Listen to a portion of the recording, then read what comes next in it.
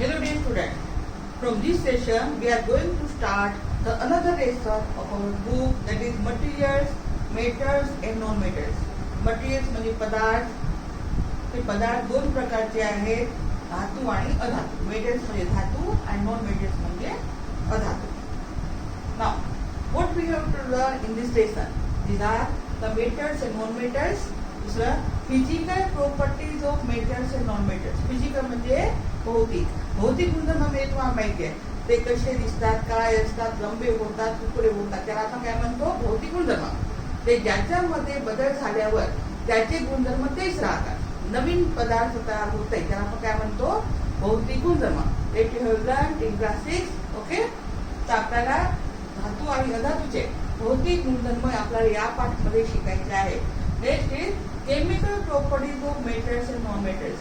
Chemical म्हणजे रासायनिक. धातू आणि अधातूचे आपल्याला रासायनिक गुणधर्मांचा सुद्धा अभ्यास करायचा आहे. रासायनिक गुणधर्म म्हणजे काय, रासायनिक बदल म्हणजे काय, ज्या पदार्थांमध्ये बदल झाल्यावर नवीन सबस्टन्स तयार होतो, नवीन पदार्थ तयार होतो, त्याला आपण काय म्हणतो, रासायनिक गुणधर्म. Okay, the new substances is form, new materials is form after change is known as a chemical change. Now uses of metals and non metals. आता धातू आणि अधातूचे उपयोग.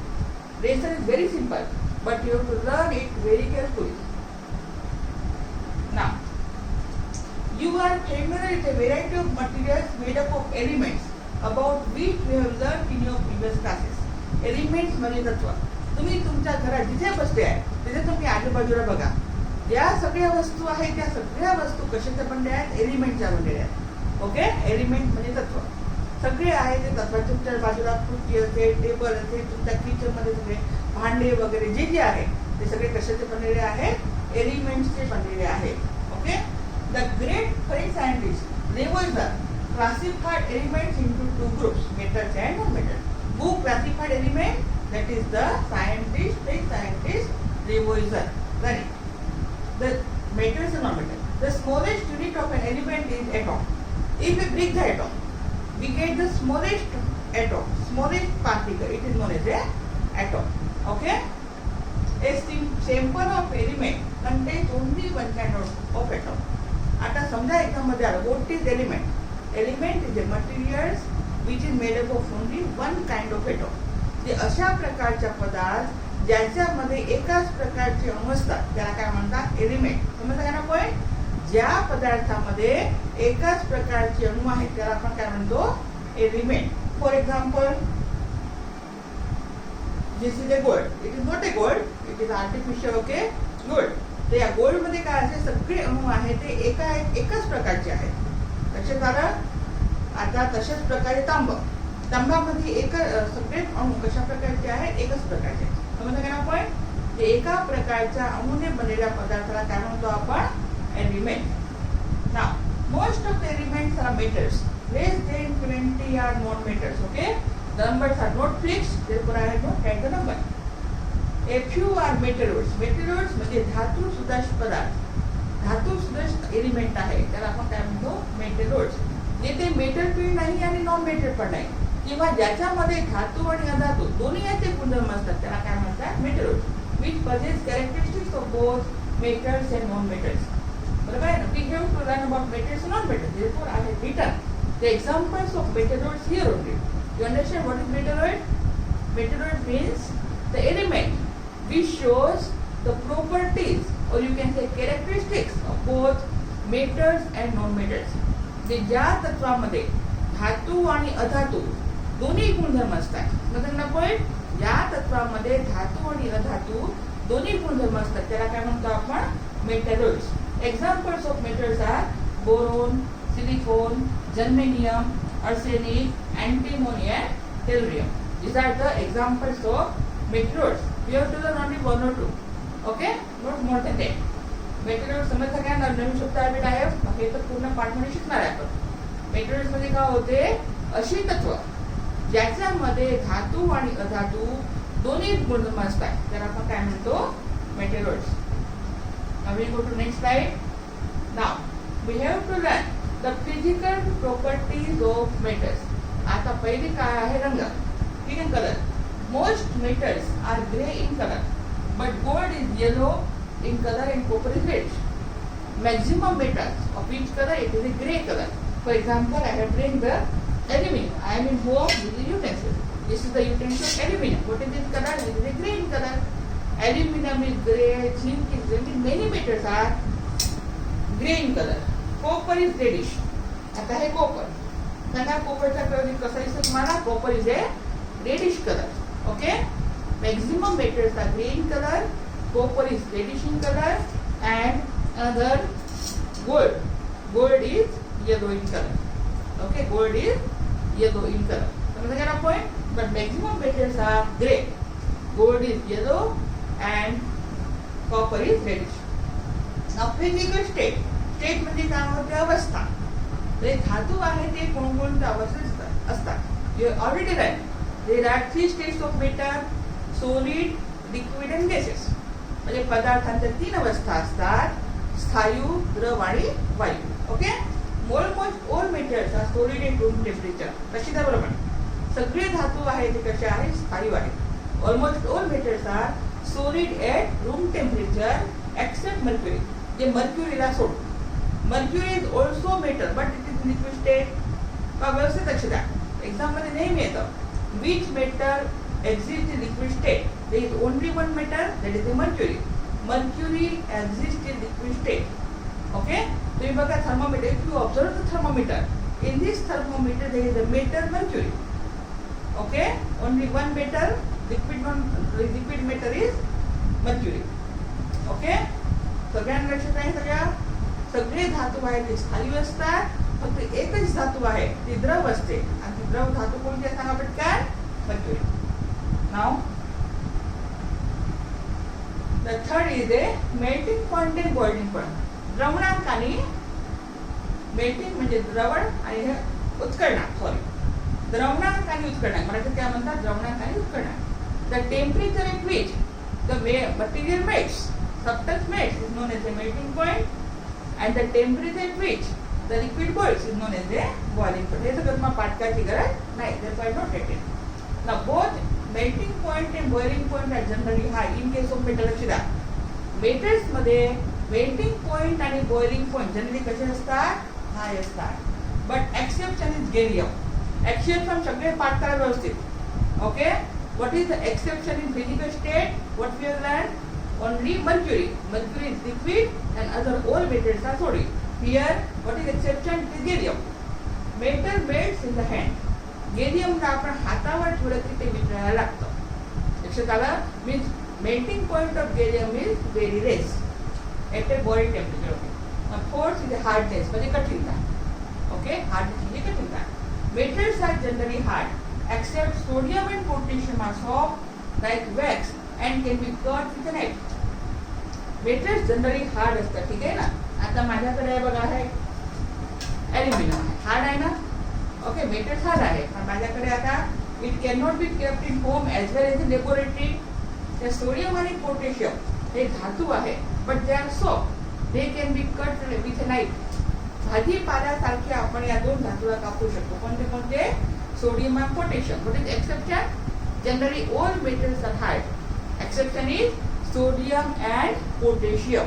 हे दोन्ही मेटल कसे आहेत? आपण चाकूने भाजीपाल्यासारखे कापू शकतो. इतके सॉफ्ट आहेत. It is A soft like A wax. Next, density. Density म्हणजे घनता. हे पण तुम्हाला माहिती आहे. जर तुम्ही प्रयोग तुरंत घरी सगळे प्रयोग करून बघायला भेटत न चुकता. एक बकेट घ्या, बकेटमध्ये पाणी टाका. पाण्यामध्ये जितक्या तुमच्याकडे अल्पद्र वस्तू सगळ्या टाका. जी वस्तू बुडते त्याची घनता जास्त, आणि जी वस्तू बुडत नाही त्याची घनता कमी आहे. पण density. Most metals are dense, heavier than water. आता मेटल्सचे एक्झाम्पल सांगा पटपट. What are the examples of metals? Iron, aluminium, copper, gold, silver etcetera etcetera. तर तुमच्याकडे जे जे मेटल्स आहेत ते सगळे मेटल्स तुम्ही पाण्यामध्ये टाकून बघा. ते काय होते सांगा पटकन. लोखंड सगळ्यांना माहिती आहे. लोखंड जेवढं खिळारी पाण्यात टाकत तर काय होते? तो तरतो का? नाही, तो बुडतो. म्हणजे त्याची डेन्सिटी जास्त आहे. एक चम्मच घ्या तांब्याचे असेल तर तो पाण्यात टाका, तो सुद्धा कसा होतो? It sinks eight the bottom of water.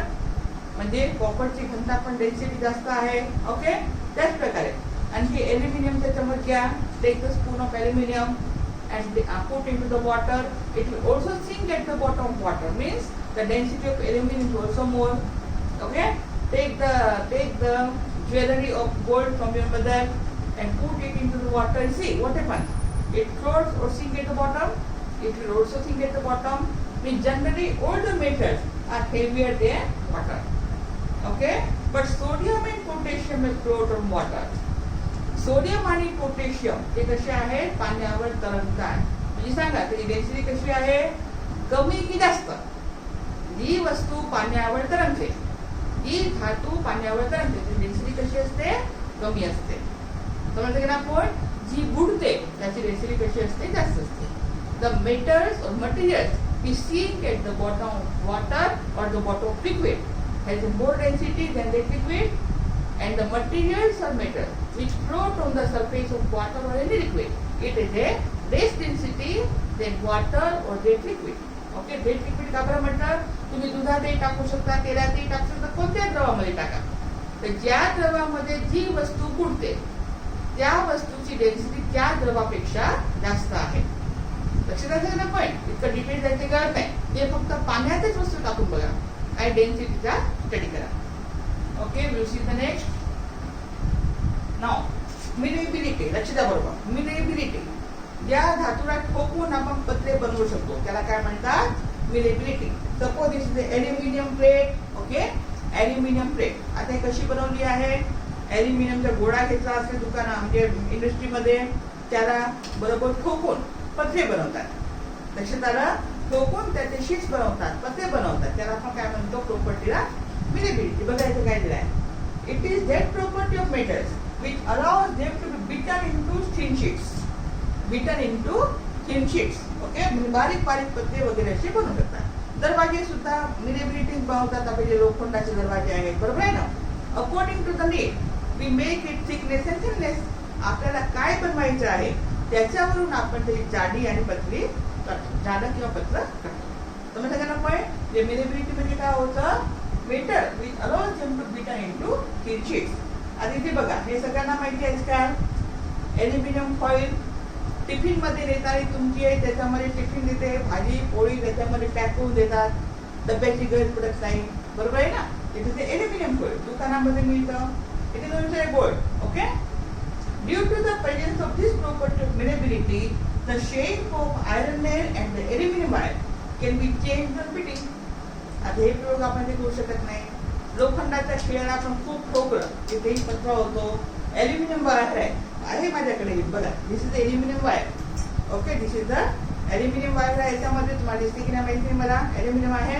त्याला ठोकलं की ते तुटणार नाही, ते सुद्धा पतली शीट बनेल. Okay, the silver foils used for decorating sweets and the aluminium foil used for wrapping food are possible because of the malleability properties of metals. लक्षात आलं. आता अन्नामध्ये पॅक करण्यासाठी ॲल्युमिनियम फॉइलचा उपयोग करतात. आणि जे स्वीट आहे जी महाग आहे दुकानामध्ये मिळते त्याच्यामध्ये बघा चमकणारा वेफर्स लावून असतात, त्याच्यामध्ये असतात सिल्वर फॉइल असतात. लक्षात आलं.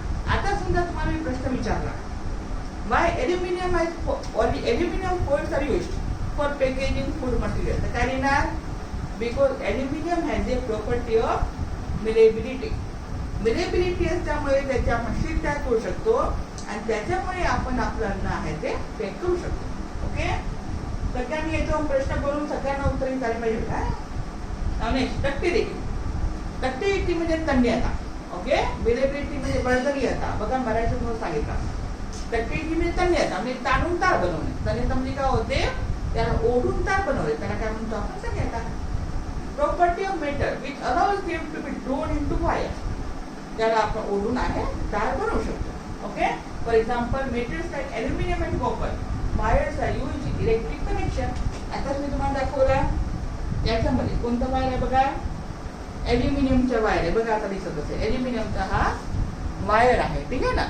तर ॲल्युमिनियमच्या वायर आहे, ॲल्युमिनियमचा एक गोळा असेल त्याच्यापासून ओढून आहे ते मशीन आहे ते तार बनवतात. लक्षात आलं. आणि ज्या धातूचे ओढून तार बनवू शकतो त्या प्रॉपर्टीला काय म्हणतो आपण, डक्टिलिटी. आणि ठोकून पत्रे बनवू शकतो, त्याला आपण काय म्हणतो malleability. Metals are metals have property of ductility and malleability. Lustres, lustres म्हणजे चमकणे. बघा मराठी शब्द माहित असेल तर मग पाठ करी. लस्टर्स म्हणजे चमकणे. धातू आहे ते चमकतात. It is the property of metals which makes them shine and the structures are capable of refracting incident light. आता रिफ्लेक्टिंग इन्सिडेंट लाईटची तुम्हाला खूप जास्त गरज नाही, लाईट पाठवायला शिकू आपण ते. तर ज्या धातू आहे ती जरी चमकतात. आता हे बघा मी तुम्हाला दाखवलं गोल्ड नाही, पण गोल्ड सारखं आहे ना, चमकतं की नाही सांगा पटकन. गोल्ड नाही पण गोल्ड सारखं दिसतं पण चमकतं ना. ओके, तर धातू जनरली कशी असतात, चमकतात. ओके, जनरली सध्या धातू कमी जास्त चमक होऊ शकते. रिफ्लेक्टिंग द लाईट, याच्यात काय होतो, त्याच्यावर जो प्रकाश पडतो तो परत जातो. प्रकाशच्या परत जाण्याच्या क्रियेला आपण काय म्हणतो, रिफ्लेक्शन ऑफ लाईट. जे धातूच्या पत्र्यावर प्रकाश पडला, if the light rays are fall on the sheets of metals, लक्षात आला, if the light rays are fall on the sheets of metal, it reflects back. It is known as a reflecting of incident light. समजलं का ना. पण याच्यावर प्रकाश पडत आहे आणि याच्यातून बघा कॅमेऱ्याकडे जात आहे. It is reflecting light. तुम्ही पाहू शकता ना स्क्रीन, तुम्ही मला पाहू शकता, बरोबर आहे ना. Because light is of this tube light falls on me, falls on the screen and they reflected towards the camera and it is recorded. Means it is also a reflection of incident light. हे बघा चित्र, metals आहे ते चमकत आहे. चित्राची गरज नाही पण सांगतो मी. Now next sonorous. सोनोरस म्हणजे आवाज करणे. Metals is a ringing sound. बघा it exact property of metals it produces ringing sound hitting. असं ठोकलं की त्याचा आवाज येतो. Ringing property of metal. For example समजून घ्या, आपला हा मेटल आहे, ठीक आहे ना. आता बघा नुसार विसरते आवाज येतो. Means metal is a, this is also a metal. Okay, metal is a ringing sound. This is a ringing sound. हे घंटी तर सगळ्यांना माहिती आहे. Okay, 11th point, conductor of heat and electricity. Conductor म्हणजे सुवाहक. धातू आहे ते उष्णता आणि विद्युतचे चांगले सुवाहक आहेत. लक्षात घ्या, metals are good conductor of heat and electricity. Metals are generally very good conductors, meaning they let current to flow easily. For example, iron, copper, gold.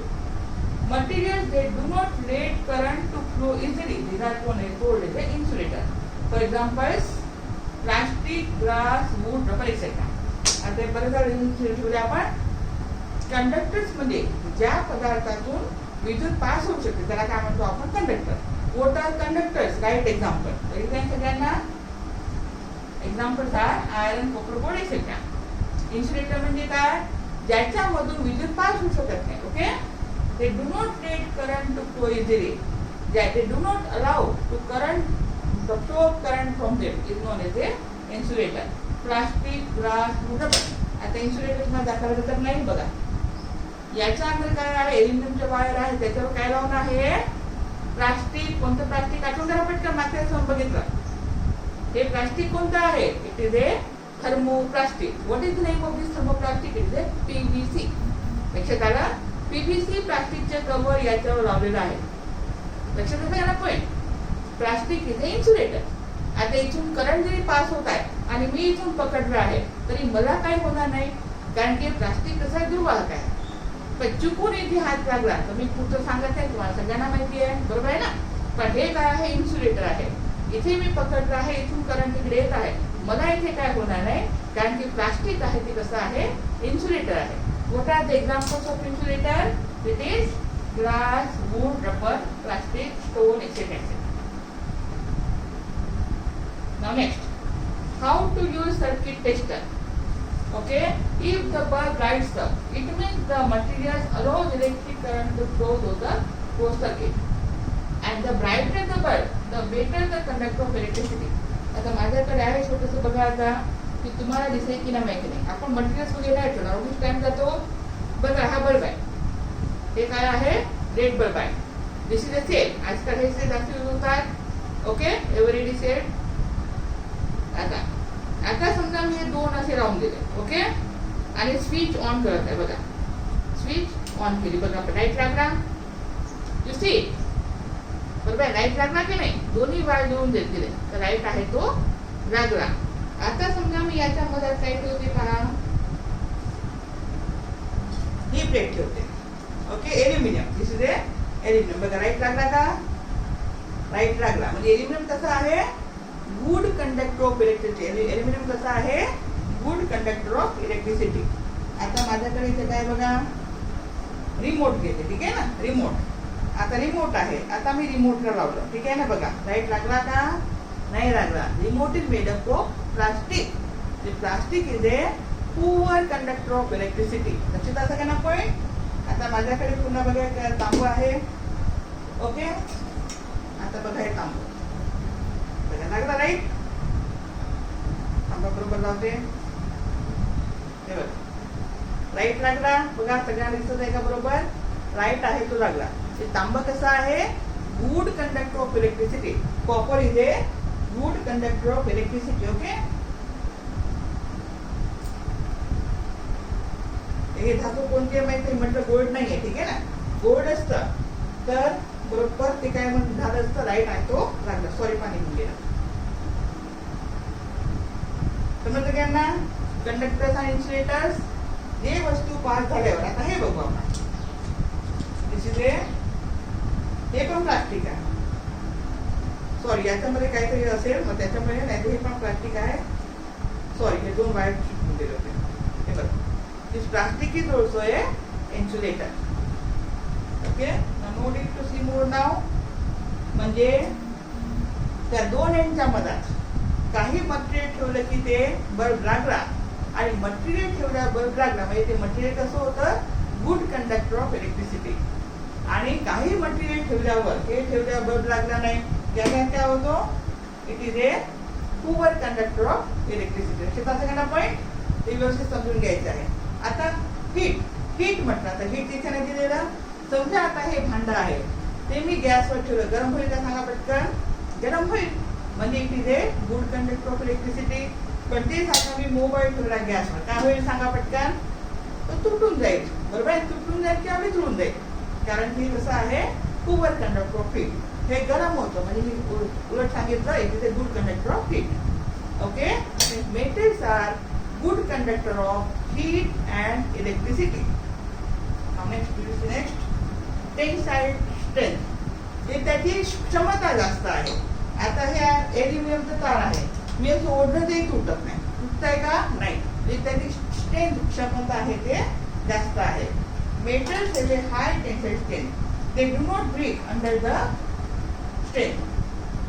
Metallic wires are used for supporting heavy weights. सगळ्यांना माहिती आहे आपण बांधतो. आता मी तुम्हाला एक question देणार आहे, लिहून टाकायचा. Why electrical wires are made up of aluminum or copper? सांगा पटकन, तुम्ही उत्तर देऊ शकता मला. आताच मी तुम्हाला एक प्रश्न विचारला होता. Why aluminum wrappers are used for packaging of food? तर तुम्ही काय सांगितलं होतं, तसे ते पुष्कळ गुणधर्म लिहायचे, पण मेन काय लिहायचं, because it has a property of malleability, okay. दुसरं लिहू शकता, फूड पॅक करतो, का बरं करतो, चांगलं राहतं, काय लिहू शकता, it do not spoil the food, do not react with the food, ते पण लिहू शकता, ठीक आहे ना. अशा प्रकारे तुम्हाला तुमच्या मनाने गुणधर्म लिहायचे आहे. आता हे पण सांगा, why electrical wires are made up of aluminium copper, because it is a property of, तर आपण काय आठवा, ओढून तार काढू शकतो, it is a ductility, because it is a property of ductility. आणि दुसरं काय लिहू शकाल, it is a good conductor of electricity, good conductor of electricity, heat electricity. अशा प्रकारे शिकल्यावर तुम्हाला हे सगळी उत्तरं लिहिता आली पाहिजे, ओके. थँक्यू बेटा, we will go to the next session later on, okay. व्यवस्थित वाचा.